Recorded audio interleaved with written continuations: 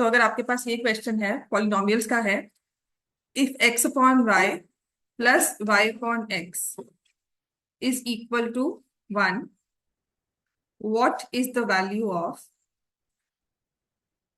X cube plus y cube. ये MCU का बहुत इंपॉर्टेंट क्वेश्चन है, एग्जाम्पलर में है। बताओ इसका कैसे सॉल्व करोगे इसको।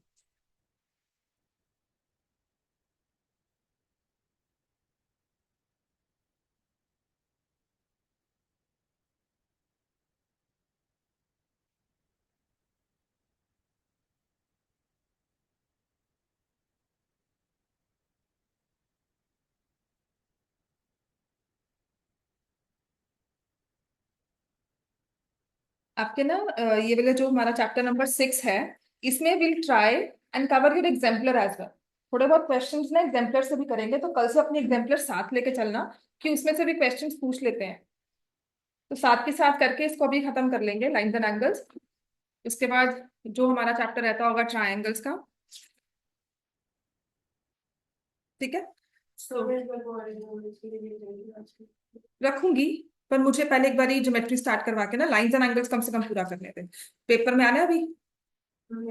हाँ, नहीं नहीं नहीं नहीं, अभी जो जुलाई में पेपर तो नहीं आपके। हाँ बस फिर ठीक है। हाँ मैं समझ गई, अगर तो एग्जाम्स में आना है फिर तो, अगर नहीं लगाई क्लासेस, अदरवाइज रिकॉर्डिंग्स हैं देख लेना, नहीं है तो मैं करवाऊंगी। But let me just finish with it, इसके बाद ना। और बाकी साथी तुम्हारे, इसको बोलो ऑनलाइन लगाने के लिए। ऑनलाइन तो कभी भी कर सकती है। This is an important question, MCQ में आ सकता है ये बहुत बार। और समझने वाला क्वेश्चन भी है।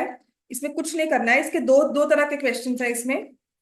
This one is not an exemplar, ये अलग से मतलब उसका ही सब पार्ट हो जाता है, उसकी वेरिएशन हो जाती है। तो यहाँ पे मैंने क्या किया, आई टुक द एलसीएम। ये नीचे आ जाएगा वाई एक्स, ऊपर हो जाएगा एक्स स्क्वायर, और यहाँ हो जाएगा y square is equal to 1। Then we cross multiply, तो क्या हो जाएगा, x square plus y square is equal to x into y. फिर क्या करना, x square plus y square, इस एक्स वाई को यहां ले जाएंगे, minus x y is equal to 0। अब बताओ कैसे यूज कर सकते हो इसको। अगर फॉर्मूलाज पढ़े हैं एग्जाम, हमने एल्जेब्रिक फॉर्मूलाज थोड़े बहुत भी। X cube plus y cube क्या होता है, तो subtracting x y on both sides. X cube plus y cube का फॉर्मूला क्या होता है भाई, बोलो। X plus y into x square minus x y plus y square. तो ये वैल्यू किसके इक्वल आ गई, 0। तो एक्स प्लस वाई किससे मल्टीप्लाई हो रहा है, तो क्या आंसर आ गया फाइनल, 0। So this is 0। बहुत इंटरेस्टिंग क्वेश्चन है, आई फाइंड इट इंटरेस्टिंग। मुझे मुश्किल नहीं लगता, पर मुझे थोड़ा सा ना इंटरेस्टिंग लगता है कि लगता है क्वेश्चन क्या दे दिया। But if I just go by the basic equation only, मैं उसे सॉल्व करने की कोशिश करूं, और इसी का वेरिएशन जो है वो ये है, x upon y plus y upon x is equal to -1। Then what is the value of x cube minus y cube. उसको बोल दो, दिया को ऑनलाइन कर ले, बिकॉज मैं लाइंस एंड एंगल्स करवाऊंगी आज स्टार्ट। हाँ क्योंकि जरूरी है, लिंक डिस्क्रिप्शन में दिया हुआ है, ग्रुप डिस्क्रिप्शन में।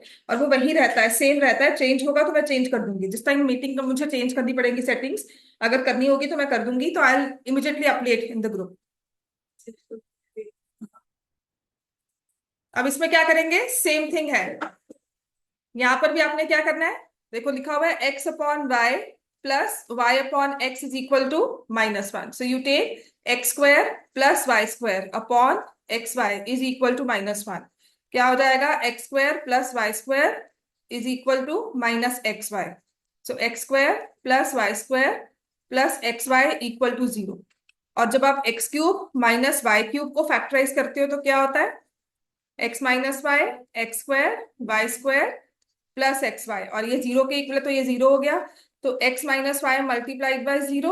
हाँ, तो x cube minus y cube भी 0 के इक्वल आ गया। ये एमसीक्यूज में आता है, ठीक है। और इसका एक और क्वेश्चन है जो आई फाइंड कि वो भी इंटरेस्टिंग है, थोड़ा सा करना चाहिए उसको भी। which says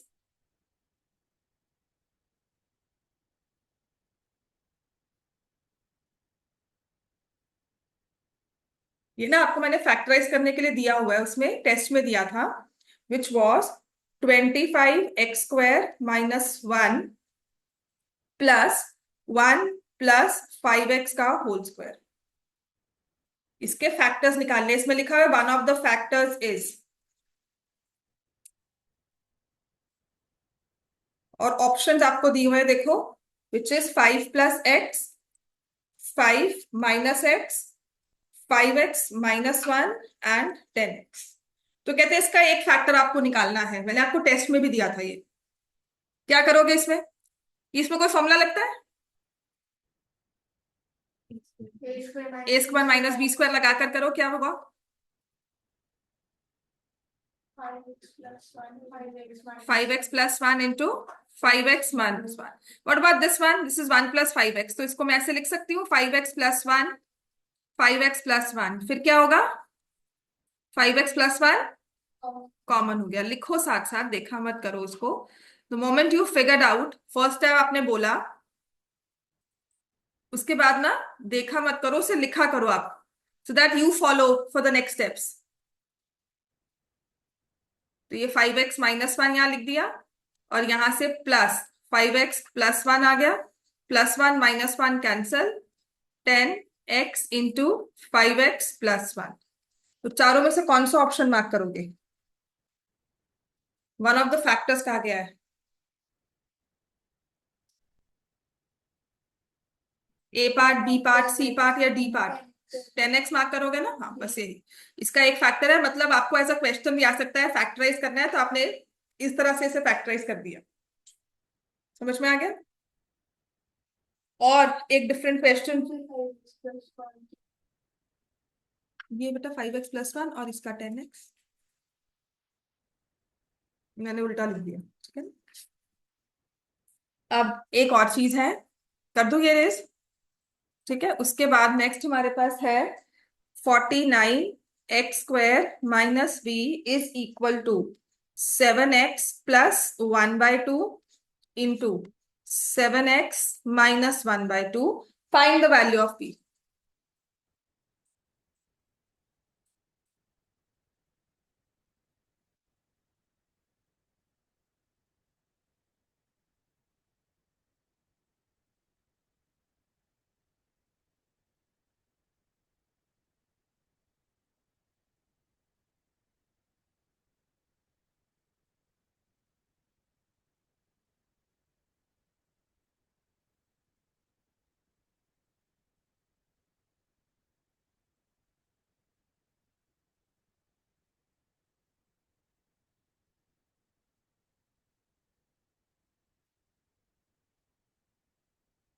आपने भी नहीं आई है, नहीं आना था उसने।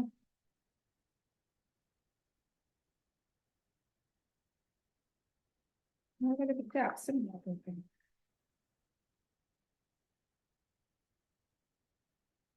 नीना और कौन है? दिया, कौन है? कृष्ण।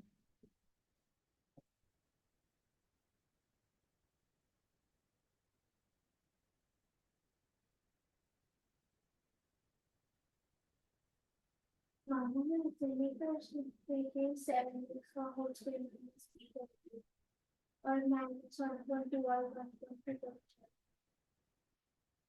7x का क्या कर दे? 7x² माइनस 3, और जो इधर वाला बात तो वही आएगी ना बेटा, आपने यहाँ पर भी इसको फैक्टराइज किया, आपने इसे ऐसे लिखा, ये मैंने कहा है 7x माइनस का होल स्क्वायर माइनस √b का होल स्क्वायर, ये करोगे, है ना। तो ये आ गया 7x plus √b, 7x minus √b। तो जो √b है वो किसके इक्वल हुआ? या तो +2 के, +1/2 के, या -√b -1/2 के। तो बात तो वही आ गई, स्क्वेयरिंग बोथ साइड्स किया तो b की वैल्यू तो फिर भी 1/4 आ रही है।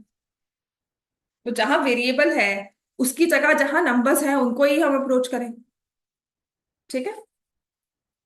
इतना क्लियर हो गया सबको? अब इसमें मैंने ना थोड़ी सी वेरिएशन की थी, मान लो मैंने ऐसा लिखा हो, मैंने एक बार ऐसे ही दे दिया था question and then I realize कि ये थोड़ा चेंज हो गया। 49x² minus b² is equal to 7x minus 1/2 and 7x plus 1/2। Find the value of b।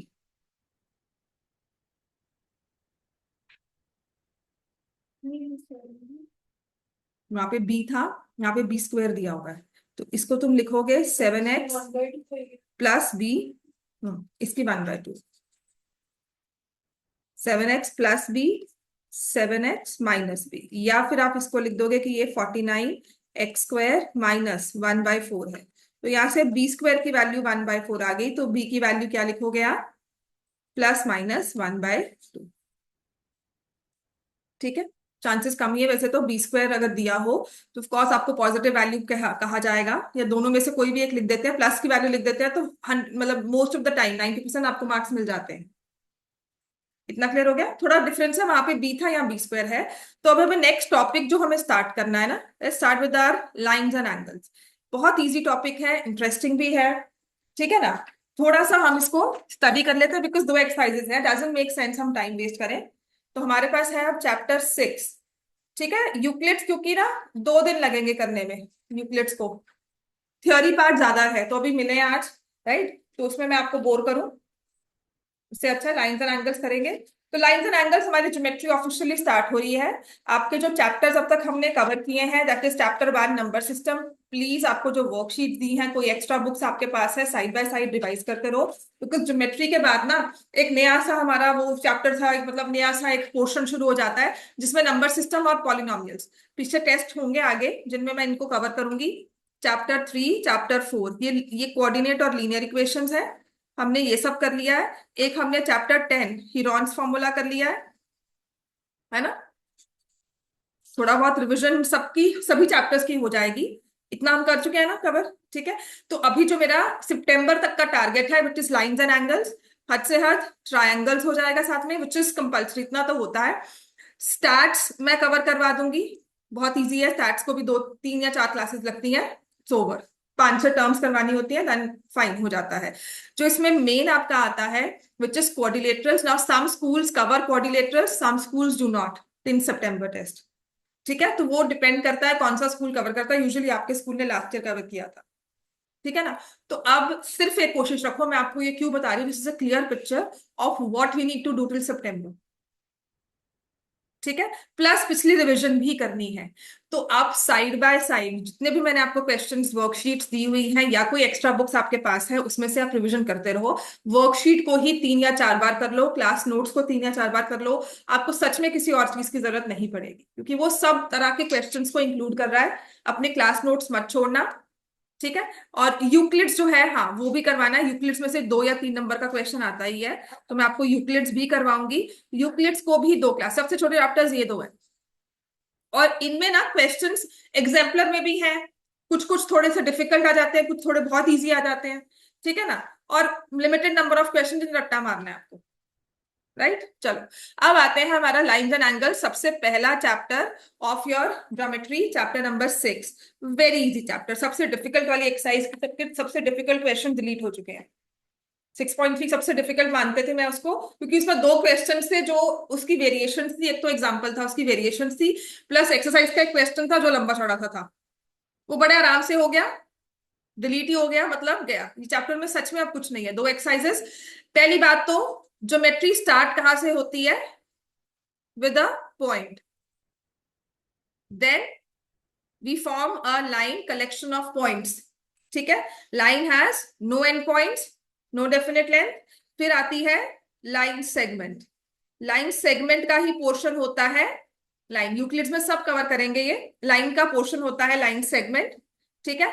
और अगर लाइन सेगमेंट बन गई है तो ऐसा नहीं है इसको लाइन नहीं बना सकते, still can be made into a line by extended on both sides. ऐसे ही फिर आता है रे, one fixed point and grows indefinitely on the other side, ठीक है? अब ऐसे ही अगर हम 2 रेज ले और उनको उनके एंड पॉइंट से जो फिक्स पॉइंट है उनसे ज्वाइन कर दे, तो ये जो फिगर हमारे पास बनती है इसको हम क्या बोलते हैं? एंगल, ठीक है? तो एंगल की ये होती है arms, what about this point, इसको क्या बोलते हैं? वर्टेक्स। तो एंगल को नेम करना तो आता है ना, आई रिमेम्बर 6th क्लास में सीखा था। कैसे लिखते हैं? अगर मैं इसको ए लिखूं और इसको बी लिखूं, इसको सी लिखूं, तो इस एंगल के 3 नाम हो सकते हैं। क्या? एंगल एबीसी, और फिर एंगल बी। अकेले वर्टेक्स के साथ भी लिखते हैं, वो तब लिखते हैं जब हमारे पास इंडिविजुअल एंगल होता है। सीखो की बात है। और अगर हम उसको आर्म्स के साथ स्पेसिफाई कर दे तो एबीसी हो जाएगा या सीबीए हो जाएगा, वर्टेक्स फिर भी बीच में रहेगा, आर्म्स जो है वो साइड पे रहती है हमेशा। इतना क्लियर है? We know how to write angles, right? अब आते हैं टाइप्स ऑफ एंगल्स। लाइन होगी, लाइन सेगमेंट होगी, रे होगी, रे से हमारे पास एंगल्स बने। अब हम करते हैं टाइप्स ऑफ एंगल्स, कौन कौन से होते हैं। सबसे पहला एंगल आपको कौन सा याद है? हाँ जी बोलो। बड़ा प्यारा सा छोटा सा एंगल होता है जिसे हम क्या बोलते हैं? एक्यूट एंगल, है ना? तो that's why it is acute angle, right? Which is start from zero, मतलब जीरो होगा, then the angle will be less than 90, zero से बड़ा, लेस देन 90। अगर एग्जैक्टली जीरो एंगल हो तो उसे क्या बोलते हैं? जीरो एंगल कैसे ड्रॉ किया जाता है? ये स्ट्रेट, ठीक है? This is a zero angle. और 0 से 90 के इन बिटवीन हो तो इसे एक्यूट एंगल बोलेंगे। और अगर एग्जैक्टली 90 डिग्री एंगल हो आपके पास तो उसको हम क्या बोलते हैं? Right angle.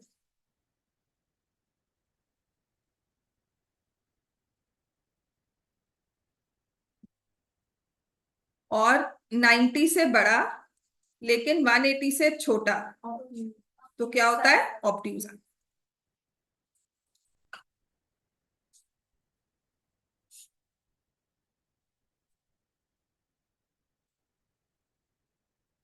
ठीक है? एक और अगर 180 डिग्री हो, एग्जैक्टली 180 पर आ जाए तो उसको क्या बोलते हैं? स्ट्रेट एंगल, या स्ट्रेट लाइन भी हो जाती है, स्ट्रेट एंगल। क्लियर हो गया? And if that angle is of 360 degrees, circle होता है ना, तो उसको क्या बोलते हैं? Complete angle. क्लियर हो गया? राइट? और एक और हमने वर्ड करना है इसमें। ये एंगल है आपके पास x डिग्रीज, जो ये बचा हुआ एंगल है 360 डिग्री माइनस x, तो क्या होता है? ये रिफ्लेक्स एंगल। जो 180 से बड़ा हो लेकिन 360 से छोटा हो, इसे बोलते हैं रिफ्लेक्स एंगल। 180 से बड़ा होगा, 360 से छोटा होगा, दिस वी से इज अ रिफ्लेक्स एंगल। इतना क्लियर है सबको? राइट? तो ये आपकी पेज नंबर, सेकंड पेज पर ना, ये सारे आपको दिए होंगे पॉइंट्स।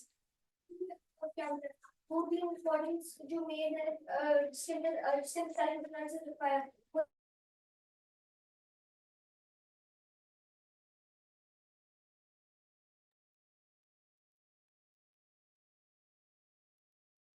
पेज नंबर, आपकी वाली बुक का पेज नंबर 70। तो आपको ये सारे देखो पॉइंट्स के साथ, line segment, ray, then however you do not use these symbols. आपको बचपन में छोटे होते क्लासेस में, मतलब 6th 7th में, सिंबल्स के साथ कहते थे लाइन बनाओ। बुक का है तुम्हारी?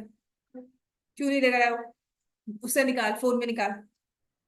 तो we will not use these symbols. तो हम लाइन सेगमेंट, लाइन, क्योंकि हम ना यूक्लिड्स का साथ में इंटरलेक्ट करते हैं कि एक लाइन सेगमेंट दिया तो वो लाइन भी बन सकती है। It is not just restricted to a line segment only. ऐसे ही कोलिनियर पॉइंट्स होते हैं। कोलिनियर पॉइंट्स कौन से होते हैं? पॉइंट्स की बात हो रही है तो कितने पॉइंट्स को कोलिनियर मानते हैं? कोलिनियर पॉइंट्स होते कितने हैं, मतलब क्या होते हैं? which lie on the same straight line. And how many points? Minimum how many points? Minimum 3. Why not 2?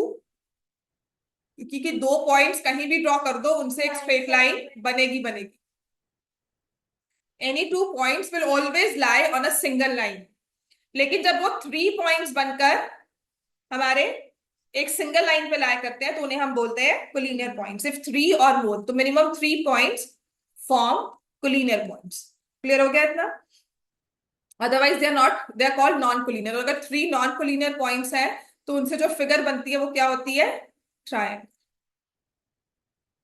Three non collinear points form a triangle. फिर एंगल बनता है, उसका वर्टेक्स होता है। टाइप्स ऑफ एंगल्स आपको बताए हुए हैं, straight angle, reflex angle, acute angle कहा गया है, ठीक है ना, सारे ये डेफिनेशंस की हैं। अब इसके बाद हम आते हैं नेक्स्ट टाइप्स ऑफ एंगल्स में। When we talk about two different angles, तो सबसे पहला वर्ड आता है, ये बहुत जरूरी है, इसको याद कर लेना, कॉम्प्लीमेंट्री एंगल्स। ट्रायंगल्स में इनको फिर से डिस्कस करेंगे, क्वाड्रिलेटरल्स में ये यूज होगा, और इसके क्वेश्चंस भी तीन चार बहुत इंपॉर्टेंट वाले आते हैं। कॉम्प्लीमेंट्री एंगल्स क्या होते हैं? दो एंगल्स जिनका सम किसके इक्वल होगा? 90 degree. when two angles add up to 90 degree, they are called complementary angles. For example, 20 and 70 क्या हुए? कॉम्प्लीमेंट्री। 21 और मैं 69 लिख दूं, कॉम्प्लीमेंट्री है, right? 30 and 60, 45 and 45, complementary angles. तो दो एंगल्स हैं जिनका सम 90 के इक्वल होगा, उन्हें बोलते हैं कॉम्प्लीमेंट्री। और ऐसे एंगल्स जिनका सम 180 के इक्वल होता है, उन्हें क्या बोलते हैं? लिख लो, ये इंपॉर्टेंट है, अगर नहीं पता तो उन्हें क्या बोलते हैं? Supplementary angles. If sum of two angles is 90 degree, they are called complementary angles. And if two angles add up to 180 degree, they are called supplementary। करवाया हुआ है ना, फिर नहीं याद है तो मतलब लिखना चाहिए। अब याद करना है क्योंकि इस पे क्वेश्चंस भी आएंगे। और 10th में भी अगर लीनियर, अगर इक्वेशंस की बात करी जाए तो कभी कभी एंगल्स पे क्वेश्चन आ जाते हैं। क्लियर हो गया इतना? ठीक है। अब एक सबसे जरूरी चीज मैं कहती हूं, ठीक है, जो आपको ध्यान रखना है। मान लो मैंने किसी एक बच्चे को कहा 20 डिग्रीज एंगल ड्रॉ करो, तो उसने ड्रॉ कर दिया, ठीक है।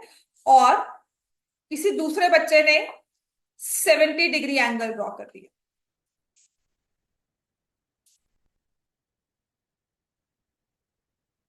ये है एंगल एबीसी, उसने एंगल दिया है पीक्यूआर ने, या वो भी एबीसी लिख सकता था। क्या ये दो एंगल्स कॉम्प्लीमेंट्री हैं? ठीक है, बिल्कुल कॉम्प्लीमेंट्री है, राइट। अब एक चीज याद रखना, एक वर्ड में आपको और करवाऊंगी, which we say are adjacent angles. Adjacent angles कौन से होते हैं? जो पड़ोसी होते हैं, ठीक है। नेबर्स में क्या होता है? एक दीवार कॉमन होती है, भी इमीडिएट नेबर्स बोलते हो ना, उन दोनों के घरों में एक दीवार कॉमन होती है ना। अब उन्होंने दोनों ने बाउंड्री वॉल बनाई हो या सिर्फ एक ने बनाई हो, बात अलग है, बट एक वॉल हम कॉमन लेके चलते हैं। तो ऐसे ही एडजेसेंट एंगल्स जो होते हैं, उनमें उनकी एक आर्म कॉमन होगी, वो नेबर्स होंगे। एडजेसेंट एंगल्स का मतलब है, चाहे वो कॉम्प्लीमेंट्री हो चाहे वो ना हो, चाहे वैसे मर्जी एंगल हो, 60 को दो हिस्सों में कर दो, एक 40 बना दो, एक 20 बना दो, तो क्या ये आपस में एडजेसेंट एंगल्स हैं? ये 40 डिग्री लिख दिया, ये 20 डिग्री लिख दिया, समझ में आ गई? तो कॉम्प्लीमेंट्री का मतलब होता है जहां पर हमने कहा सम 90 होगा, लेकिन एडजेसेंट एंगल्स होते हैं जिनकी एक आर्म कॉमन हो। तो वो ऑब्ट्यूज एंगल भी हो सकते हैं कि जिसमें हमने ऑब्ट्यूज एंगल ऐसे ड्रॉ किया और मैंने उनमें एक आर्म कॉमन रख दी, तो ये एडजेसेंट एंगल्स हैं, ठीक है। तो कभी कभी क्वेश्चन क्या होता है कि आपको एक 90 डिग्री एंगल दे दिया और ये एडजेसेंट एंगल दिया हुआ है, मतलब इस तरह से आप ना जनरलाइज कर लेते हो कि क्योंकि ये 90 डिग्री है ना, तो एडजेसेंट एंगल्स का सम भी 90 होता है। ऐसा नहीं करना, वो स्पेसिफिक सिचुएशन है। एडजेसेंट एंगल्स का सम कुछ भी हो सकता है। आपने बेसिकली कोई भी डिग्री मेजर लिया, उसमें एक रे हमने पास कर दी, चाहे वो हम उसको बाइसेक्ट कर दे, चाहे हम उसे एक प्रॉपर डिग्री में लग दे कि नहीं इसको छोटा रखना है, इसको बड़ा रखना है। समझ में आ गई बात है, राइट। लेकिन जो हमारा 90 डिग्री है, कॉम्प्लीमेंट्री है, वो एडजेसेंट भी हो सकते हैं। मतलब यहां पर अगर मैंने इसको मान लो ये लिखा है 60 डिग्री और ये लिखा है 30 डिग्री, तो ये भी कॉम्प्लीमेंट्री एंगल्स हैं और एडजेसेंट भी हैं, लेकिन ये सिर्फ कॉम्प्लीमेंट्री एंगल्स हैं। तो जब हम कॉम्प्लीमेंट्री की बात करते हैं, they need not be adjacent angles, we talking about two complementary angles, that's it. Same goes for supplementary. दो सेपरेट, किसी ने 60 बना लिया, किसी ने 120 बना दिया, पर आपस में दोनों क्या है? सप्लीमेंट्री। समझ में आ गई बात है? सप्लीमेंट्री का मतलब एडजेसेंट नहीं है। एडजेसेंट हो भी सकते हैं। एडजेसेंट कब होंगे? जब उनमें एक रे कॉमन होगी। तो एडजेसेंट एंगल्स कौन से होते हैं? जिनमें एक रे कॉमन होती है। आपकी बुक में देखो लिखा भी हुआ है। You also studied adjacent angles in earlier classes. If they have a common vertex, one common arm, and their non-common arms are on different sides of common arm. पूरी डेफिनेशन लिखी हुई है, ठीक है। ये थोड़ा सा ऐसा नहीं डेफिनेशन आएगी, बस इसको याद कर लेना। जो हमारी नॉन कॉमन आर्म है वो डिफरेंट साइड्स पर है, सेम साइड पर नहीं है। समझ में आ गया? तो अब इसमें भी ये ना एजर्शन रीजनिंग में आता है। लिख लो इस चीज को। जैसे कि मैं ये वाला एंगल ले लेती हूँ,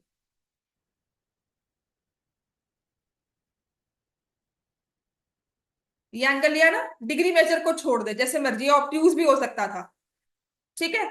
तो मैं एडजेसेंट एंगल्स कौन से मान रही हूं? Angle A B D and angle D B C are adjacent angles.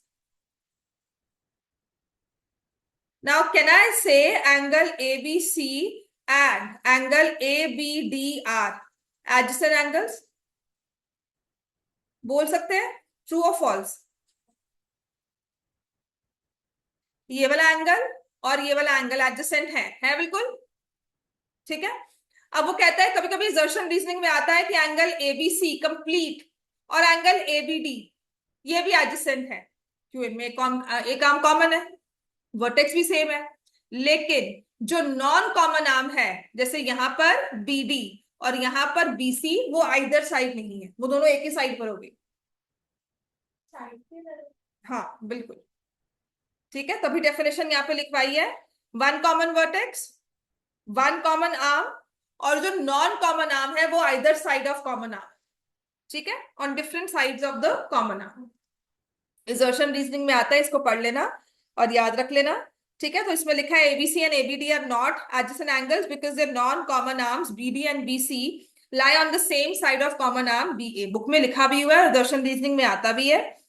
फिर हमारे पास ये सप्लीमेंट्री एंगल्स आते हैं। सप्लीमेंट्री एंगल्स मैंने कहा था अलग अलग एंगल्स होते हैं जिनका सम 180 के इक्वल होगा।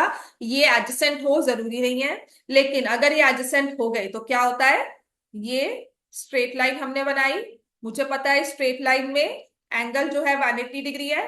अब मैंने एक वर्टेक्स लेकर ऐसे एक रे को इस पर स्टैंडिंग फॉर्म में, मतलब स्लैंटिंग में चाहे इसको ऐसे रख दिया, ठीक है। So the two angles so form, let me से ए एंड बी, ये क्या बन जाते हैं? ए एंड बी का सम 180 है। Of course they are supplementary, लेकिन इनके लिए हम क्या वर्ड यूज करते हैं?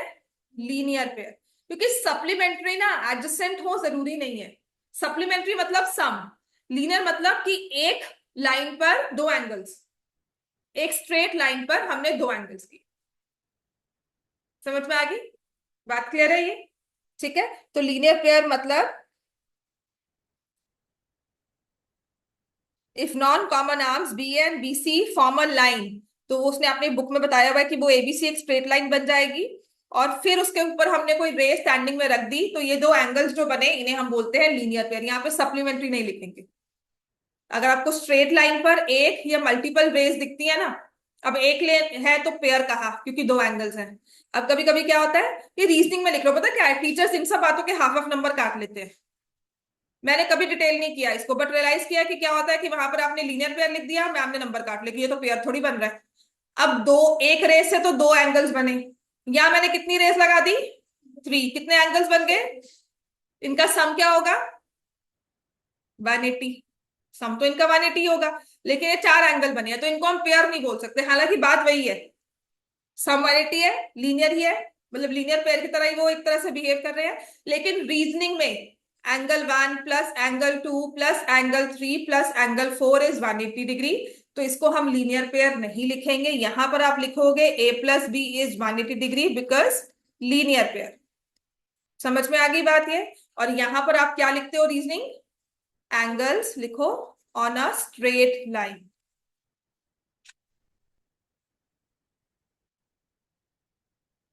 क्लियर हो गया?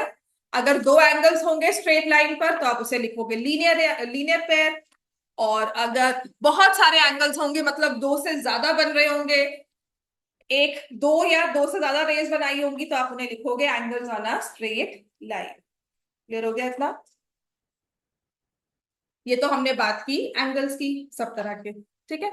अब दो लाइंस अगर किसी प्लेन में है तो वो किस तरह से बिहेव करती हैं उसे देखते हैं।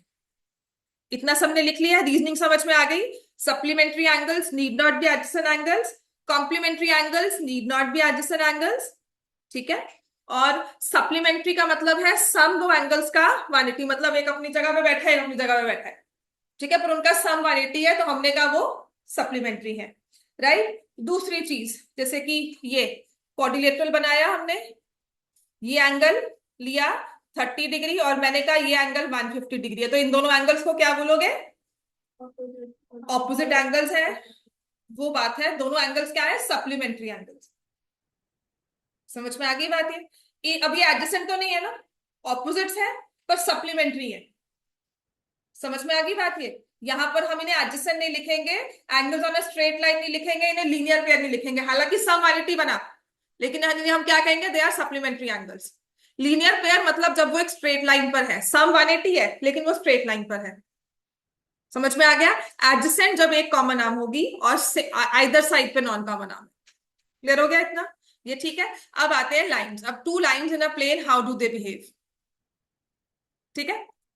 तो दो लाइंस हैं, या तो वो आपस में करेंगी इंटरसेक्ट, तो इसे हम बोलते हैं इंटरसेक्टिंग लाइंस, या फिर वो क्या करेंगी आपस में,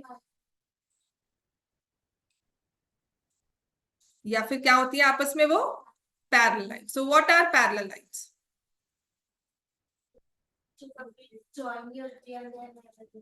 वेरी गुड। ये ना, जब मैं आपको बताऊंगी, when we were teaching for CAT, when I was teaching for CAT, तो मुझे पता नहीं सुनाया था या मेरी क्लास में था, मुझे याद नहीं आ रहा, बट किसी ने कहा था, कहते किसी ने पूछा ma'am what are parallel lines, तो हमने कहा व्हाट आर पैरेलल लाइंस, तो किसी बच्चे ने बोला lines which are parallel to each other are called parallel lines. ठीक है। वो गलती बच्चे की नहीं होती, वो पढ़ाने की होती है कि हमने ही नहीं बताया उन्हें पैरेलल लाइंस होती क्या है। ठीक है। तो पैरेलल लाइंस की डेफिनेशन बिल्कुल सही, जो कभी इंटरसेक्ट नहीं करेंगी, which never intersect at any point, या फिर उनमें जो डिस्टेंस होता है वो क्या होता है? हमेशा equal, which are equidistant at all the points. ठीक है। और देखो यहां पर इंटरसेक्टिंग लाइन में डिस्टेंस, अगर हम इंटरसेक्शन पॉइंट से दूर जाएंगे तो बढ़ता जाएगा, इंटरसेक्शन पॉइंट के पास आएंगे तो वो डिस्टेंस कम होता जाएगा। तो इंटरसेक्टिंग लाइंस में डिस्टेंस वेरी करता है, पैरेलल में डिस्टेंस फिक्स रहता है, तो इसको हम बोलते हैं इक्विडिस्टेंट, और विच नेवर इंटरसेक्ट। क्लियर हो गया इतना? राइट। अब नेक्स्ट, दो लाइंस तो इंटरसेक्ट करती ही हैं। ठीक है। अगर एक कॉमन पॉइंट से इंटरसेक्टिंग लाइंस बनानी है तो कितनी बन सकती हैं? एक पॉइंट से पास होती हुई लाइंस ड्रॉ करनी है तो कितनी लाइंस बन सकती है? ये इनफाइनाइट। मान लो ये मैंने तीन लाइंस को इंटरसेक्ट किया सेम पॉइंट पर, तो इन्हें हम क्या बोलते हैं? इन लाइंस को हम क्या बोलते हैं? दो लाइंस है, पैरेलल नहीं है, तो कहीं ना कहीं इंटरसेक्ट करेंगी करेंगी, लेकिन जरूरी है कि थ्री लाइंस भी एक ही पॉइंट पे इंटरसेक्ट करे? जरूरी नहीं होता।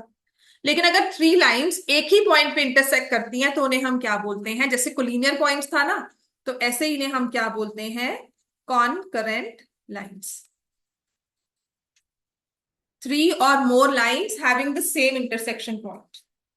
ये टर्म पढ़ लो कहीं ना कहीं असर्शन रीजनिंग में, बिकॉज ये चीजें ना सब आपको छोटी क्लासेस में सिखाई जाती हैं, कुछ मिस हो जाती हैं, कुछ याद रहती है, कुछ भूल जाती हैं, कुछ फिर से रिवाइज करते हैं। So we take for granted कि आता होगा, पर नहीं आता। सीरियसली, यहाँ छोड़ो, ग्रेजुएशन लेवल पे भी हम ये सब चीजें रिवाइज करते हैं, क्योंकि आपको सिर्फ कॉन्करेंट वर्ड दे दिया, अब आप शक्लें देखोगे मैम ये कॉन्करेंट क्या होता है? कॉन्करेंट है लाइंस के बारे में, कोलिनियर है पॉइंट्स के बारे में। कॉन्करेंट लाइंस, थ्री और more lines passing through same intersection point। अब आपने मोर का मतलब तो समझ ही लिया है कि it could be infinite, passing through same intersection point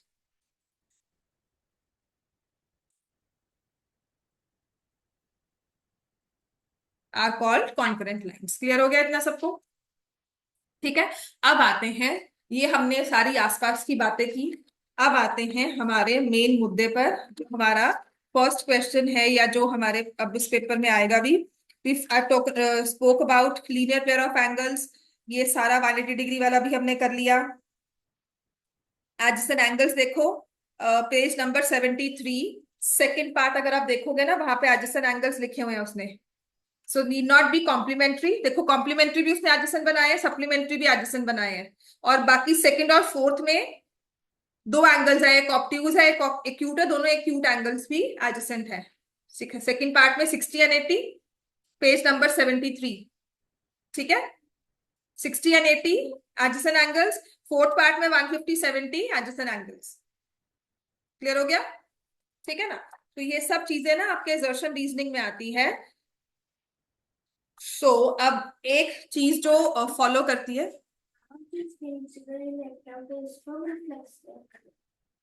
ये तो रिफ्लेक्स बेटा एग्जैक्ट ही हो गया, स्ट्रेट लाइन ही होगी ना दोनों तरफ से। रिफ्लेक्स तो तब बोलेंगे जब एक एंगल इस तरह से बन रहा है। ठीक है, तो स्ट्रेट लाइन के नीचे तो रिफ्लेक्स ही हो गया ना, वो स्ट्रेट लाइन ही बन गई ना। तो ये है अगर x, तो जो बाकी बचा है वो है 360 माइनस। अब तुमने कहा ये स्ट्रेट लाइन बन गई, तो अगर ऊपर स्ट्रेट लाइन है एग्जैक्ट 180 है, तो नीचे भी तो 180 है ना एग्जैक्ट। समझ में आ गया ना? तो इसको रिफ्लेक्स नहीं बोलेंगे, इसको स्ट्रेट लाइन ही बोलेंगे ना जैसे। ठीक है, क्लियर हो गया इतना? तो अब सबसे पहली चीज जो आती है, जो हमें क्वेश्चन करना भी और जो थ्योरम भी आएगी, एक चीज ऐसे छोटी सी चीज उसने कहा है कि अगर मान लो दो एडजेसेंट एंगल्स है, इफ टू एडजेसेंट एंगल्स, ये ना एग्जाम्पल में एक क्वेश्चन भी है इसका, सेकंड एक्सरसाइज में, if two adjacent angles add up to 180 degrees, तब उन्हें हम क्या कहेंगे? तो जो उनकी नॉन कॉमन आर्म्स है ना, वो क्या फॉर्म करेंगी? Form a dash. Linear pair तो एंगल्स के बारे में बोलते हैं, नॉन कॉमन आर्म्स हैं, तो नॉन कॉमन आर्म्स को मिलाओगे तो क्या होगा, क्या बन जाएगी वो? राइट एंगल क्यों बनेगा? एड 180 है, लाइन स्ट्रेट। Straight line. बिल्कुल ठीक है। यही एग्जाम्पलर में क्वेश्चन, देखो सारी चीजें जो है ना वही इंटरलिंक्ड है, क्योंकि हमने नॉन कॉमन आर्म्स के साथ दिया है। अब आपके एग्जाम्पलर में ना यही एक क्वेश्चन आता है, और पेपर में आ भी जाता है एज इट इज। अभी लिख लो। ठीक है, तो उसने कुछ ऐसे एंगल दिया होगा,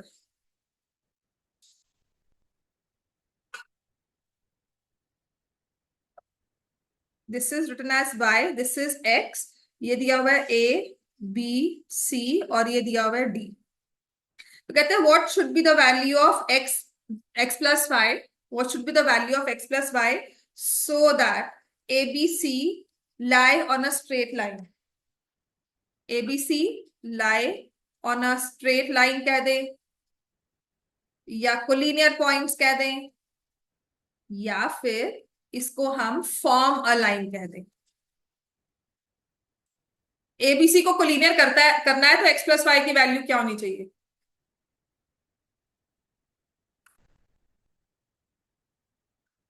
एबीसी को स्ट्रेट करना है, तीन मैच स्टिक्स है, तीन टूथपिक्स हैं, आपने ऐसे रखे हुए हैं, आपको कहा है कि सिर्फ एक को मूव करो और y प्लस एक्स की वैल्यू को 180 क्या बनाओगे कि ये स्ट्रेट लाइन बन जाए? तो स्ट्रेट लाइन करने के लिए आपने क्या किया?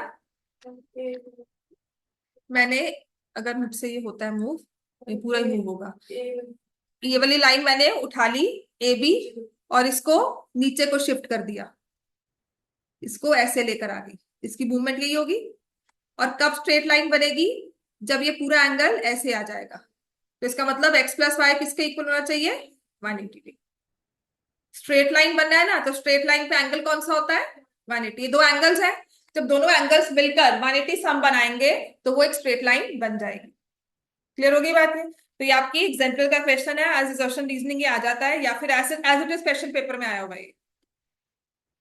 क्लियर हो गया इतना?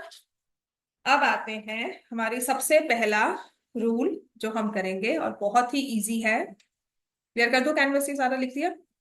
ठीक है, अब हम दो इंटरसेक्टिंग लाइंस की बात की ना, तो जब दो लाइंस इंटरसेक्ट करती हैं ना, जब हमने दो लाइंस को इंटरसेक्ट किया, तो हमारे पास कितने एंगल्स बनते हैं? लेट मी से ए बी, और ये है सी डी, पॉइंट ओ पर इंटरसेक्ट कर रही है। एक ही एंगल बना, इसे मैंने एंगल 1 कहा। एक ही एंगल बना, एंगल 2। ये कहा एंगल 3, ये कहा एंगल 4। ठीक है, तो चार एंगल्स हैं, इनमें क्या रिलेशन होता है? एंगल 1 के बिल्कुल ऑपोजिट में कौन सा एंगल है? 3। एंगल 2 के ऑपोजिट में कौन सा है? 4। So angle 1, angle 3, angle 2, angle 4 opposite है, वर्टिकली ऑपोजिट है, तो क्या होते हैं? They are equal. तो यहां से हमारी पहली थ्योरम है जिसका प्रूफ भी आता है, vertically opposite angles are equal. ठीक है, लिख लो। और ये प्रूफ भी है इस थ्योरम का, theorem 6.1। If two lines intersect each other then the vertically opposite angles are equal. बहुत इजी प्रूफ है। If two lines intersect each other, 2 marks में ये प्रूफ आ सकता है।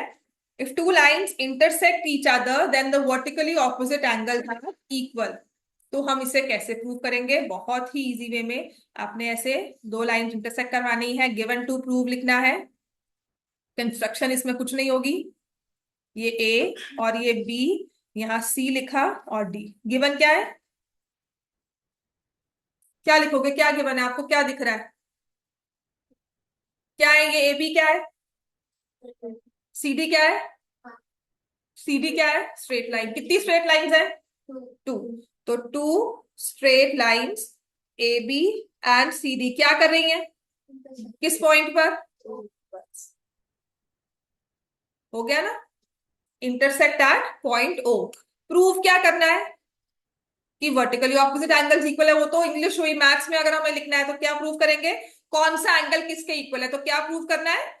Angle AOC is equal to angle BOD and angle AOD is equal to angle BOC। समझ में आ गया? अब ये लाइंस को नेम जैसे मर्जी दे दो, PQR कुछ भी नेम दे दो, पर लिखना आपको समझ में आ गया ना क्या लिखना है? 2 लाइंस है। गिवन में तुम्हें दिख क्या रहा है? तुम्हें इस फिगर को इंग्लिश में आ जाए, एक्सप्लेन द फिगर, क्या बोलोगे? कि 2 लाइंस दिख रही हैं, क्या कर रही हैं? आपस में इंटरसेक्ट कर रही हैं। अब यही मैथ्स में लिखना है हमें। समझ में आ गया? ज्योमेट्री इज विजुअलाइजेशन ओनली, और उन फिगर्स को हम विजुअलाइज करते हैं जो हम रियल लाइफ में काफी हद तक यूज भी करते हैं। क्लियर हो गया इतना? अब इसका लिखेंगे proof. How do we prove it? अब आ जाते हैं इसके प्रूफ पर। ठीक है, तो मैं क्या करूंगी? A B is a straight line, angle AOC और एंगल BOC क्या है? AOC और एंगल BOC, इनका सम किसके इक्वल है? क्यों? क्योंकि ये क्या है? ऐसे ही angle BOC plus angle BOD किसके इक्वल हो गया? क्योंकि CD स्ट्रेट लाइन है, तो भी ये क्या हो गया? ठीक है, ये इक्वेशन 1, ये इक्वेशन 2। फिर लिखोगे from 1 and 2 angle AOC plus angle BOC is equal to angle BOC plus angle BOD। BOC BOC cancel हो गया, then angle AOC is equal to angle BOD। ठीक है, एक सेट प्रूव कर दिया, दूसरे के लिए फिर से मेहनत करेंगे। क्या लिखेंगे? दूसरा भी तो प्रूव करना है ना, उसके लिए क्या लिखते हैं? अब बड़े हम चालू होते हैं इस टाइम पर। हमने कहा एक प्रूव कर दिया ना, तो दूसरे के लिए क्या करेंगे? Similarly we can prove. एक सेट प्रूव कर दिया, दूसरा भी ऐसे ही हो जाएगा, कर लो। समझ में आ गया? तो दूसरा प्रूव करने नहीं बैठना है, 2 नंबर के लिए ही आएगा। तो आपने क्या लिखना है? Similarly we can prove. ना ना, वो बेटा सेम ही तो होगा। Similarly we can prove angle AOD is equal to angle BOC। Hence, if two lines intersect vertically, opposite angles are equal, hence proved.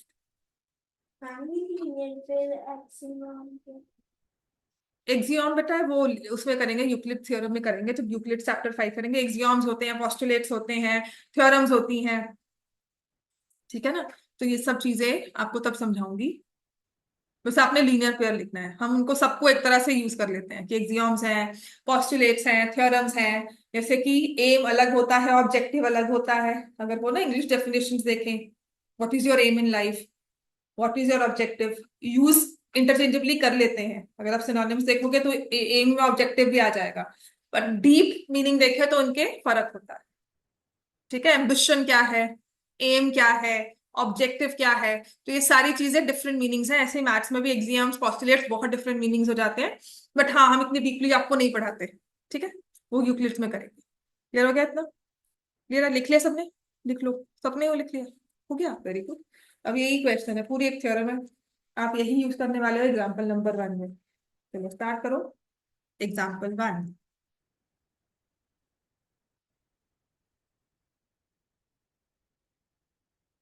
दो लाइंस है, दे इंटरसेक्ट ईच अदर। ये ओ, ये पी, ये क्यू, और ये आर, और ये S point ओ पे इंटरसेक्ट करती हैं। ठीक है, आपको दिया है angle PO R ratio angle R O Q is 5:7। PO R कौन सा एंगल मुझे ये दिख रहा है, और आर ओ क्यू है ये वाला angle.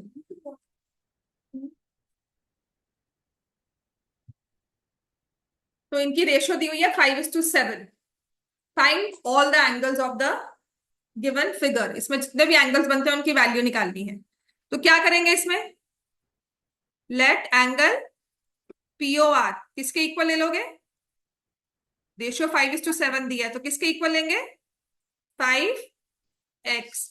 And angle R O Q किसके इक्वल ले लोगे, 7x। अब ये दो एंगल्स फिगर में भी देखो, एक ये एंगल है और एक ये एंगल है, इनमें क्या रिश्ता है आपस में,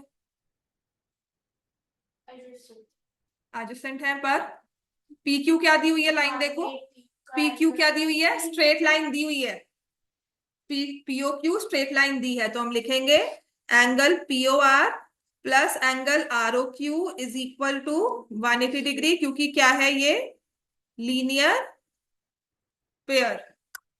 अब इसमें आप लिख दोगे 5x plus 7x is 180 degrees, 12x is 180 degrees. तो x की वैल्यू किसके इक्वल आ गई, किसके इक्वल आएगी x की वैल्यू,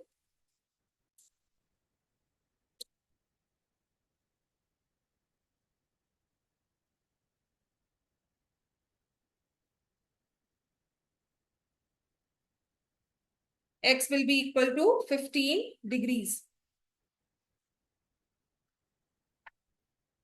तो निकालो भाई, एंगल पी ओ आर की वैल्यू क्या है, 5 into 15 which is 75 degrees.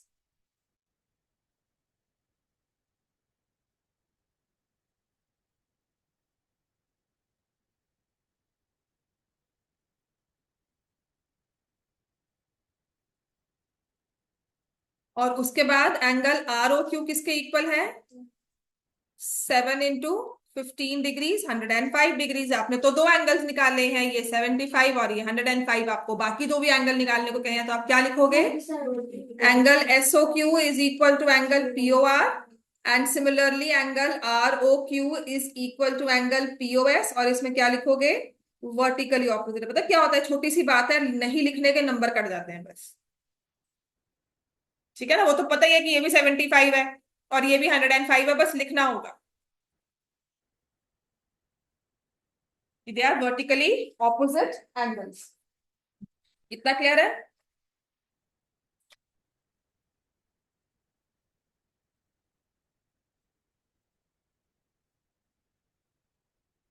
Example 2 कल करेंगे, क्योंकि इसकी दो फॉर्म्स हैं। ठीक है, एक तो बुक के वे से करवाना, और इसको एक अलग वे से, इजी वे से करवाना, जिसे बुक में नहीं दिया हुआ, और इसका कन्वर्ट्स भी है। ठीक है, तो वो कल इकट्ठा करवाऊंगी। 6.1 क्वेश्चन नंबर 1 पे आ जाओ।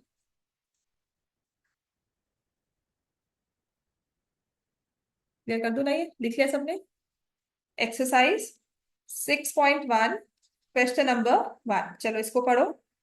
6.11 में OP O Q O R O, sorry, A B and C D intersect at point O.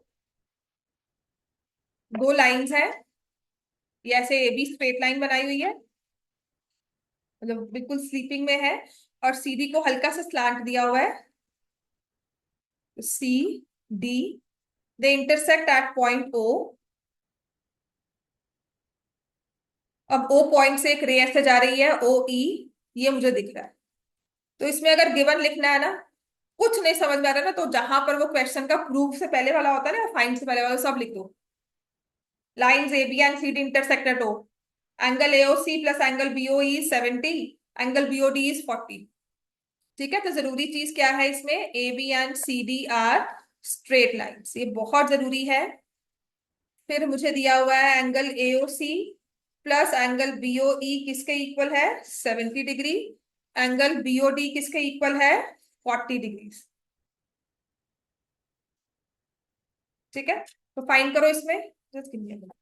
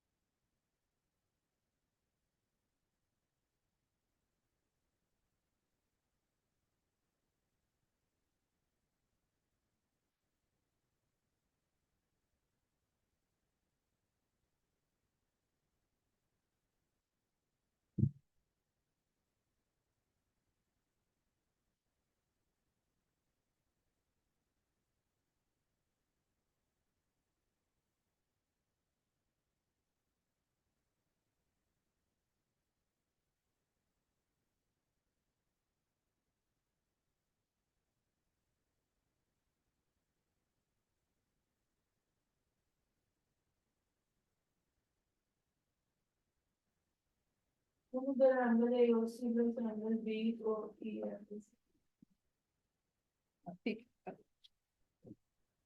Angle AOC plus angle BOE 70 degrees. ये है एंगल एओसी और ये है एंगल बीओई, ये है 70 डिग्री के इक्वल। एंगल बीओडी आपको यहां पर दिया हुआ है 40 degrees. So we need to find the value of angle BOE. ठीक है, बिल्कुल, एओसी 40 हो गया, बीओई किसके इक्वल हो जाएगा, 30 हो जाएगा। और रिफ्लेक्स निकालना है सीओई का। तो पहले स्टार्ट करें लिखना, इतना तो लिखना स्टार्ट करें ना। हाँ, अभी बताती हूँ। पहले एओसी लिखना शुरू करें। जब बहुत सारी चीजें आ जाए ना, तो it's better we write step by step हमेशा। तो पहले आपको समझ में आया, इसका मैंने प्रूफ या सॉल्यूशन लिखती हूँ। तो पहले मैं लिखूंगी angle AOC is equal to angle BOD, किसके इक्वल है ये, 40 डिग्री। और क्यों, वर्टिक कितना आएगा, वर्टिकली ऑपोजिट एंगल्स। क्लियर हो गया, they are vertically opposite angles, AOC and BOD are up to 40 degrees, are equal to 40 degrees. अब एओसी कहीं और दिया हुआ है आपको, गिवन में दिया हुआ है ना एओसी, कहां पर, एओसी और बीओई किसके इक्वल है, 70। तो angle AOC plus angle BOE दिख रहा है सबको, 70 का इक्वल है, ये तो पता है ना। जिसमें एओसी की वैल्यू क्या हो गई, 40 डिग्रीज। तो बीओई की वैल्यू क्या आ गई,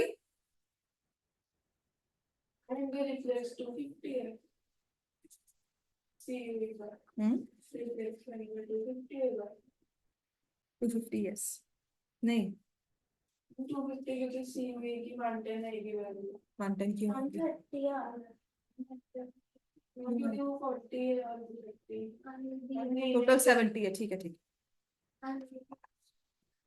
नहीं ये गिवन है, यहाँ पे लिखो तो सीधा नहीं पड़ता, दिस इज गिवन। ठीक है, तो एंगल बीओ ई किसके इक्वल हो गया? 30 डिग्री। अब हमें निकालना है एओडी 30 कैसे होगा? देखना ये यहाँ पे जा रही है, जब आपने वर्टिकली ऑपोजिट लिखना है ना, तो जैसे जो एंगल बना ना वर्टेक्स, उसकी आर्म्स आगे जाके एक्सटेंड होगी। पर जैसे हमने वो सी के वो वर्टिकली ऑपोजिट बीओडी बनाया, तो ऐसे बीओडी कैसे नहीं होगा? देखो ना, ओ ई है, ये रे, ये पीछे एक्सटेंड हुई, ये तो ऐसे जा रही है। समझ में आ गया? हाँ। तो अब पहले मैं निकालूंगी एंगल सीओई। तो कैसे करेंगे? Angle AOC plus angle COE plus angle BOE किसके इक्वल है? 180। और उसे क्या लिखेंगे? Angles on a straight line. नहीं, supplementary need not be on a straight line ना, तो यहाँ पे हमने रिलेशन जो लिया है वो सप्लीमेंट्री का नहीं लिया है, वो हमने फोकस किया है स्ट्रेट लाइन है, इसीलिए हमने तीनों एंगल्स को 180 के इक्वल।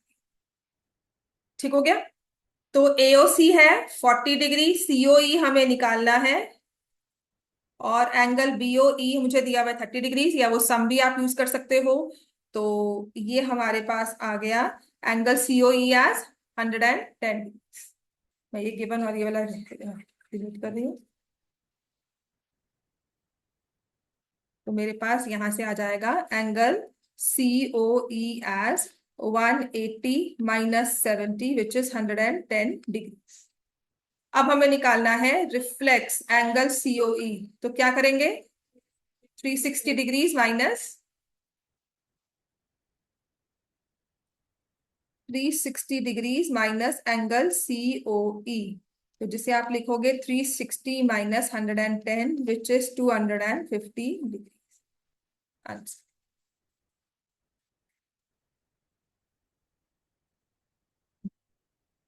ठीक है, चलो दैट्स इट, आज के दिन इतना ही होगा।